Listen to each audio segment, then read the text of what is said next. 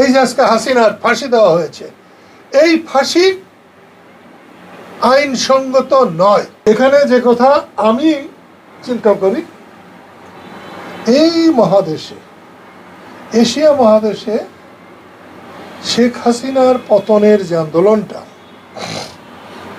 এইরকম চমৎকার আন্দোলন আর আমরা চোখে দেখতে পাই না।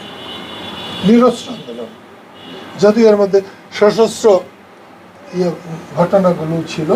পোকার মতো বাচ্চারা বলেছে আমরা থানা পুরাইছি, পুলিশ মারছি, না বললে কি হইতো? এটা রাজনীতির কথা না।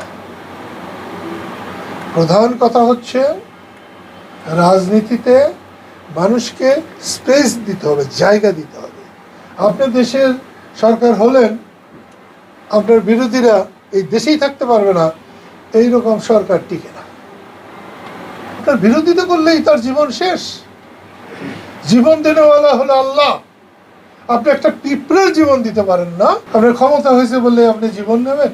এই যে আজকে হাসিনার ফাঁসি দেওয়া হয়েছে, এই ফাঁসি আইনসঙ্গত নয়। তাকে বিচারে তোলা উচিত এবং তাকে তার পক্ষে যতটা সম্ভব তার পক্ষে বলবার সুযোগ দেওয়া। 24-এর আন্দোলনে এক সময় সাধারণ মানুষ অংশগ্রহণ করে সমর্থন দিয়েছে।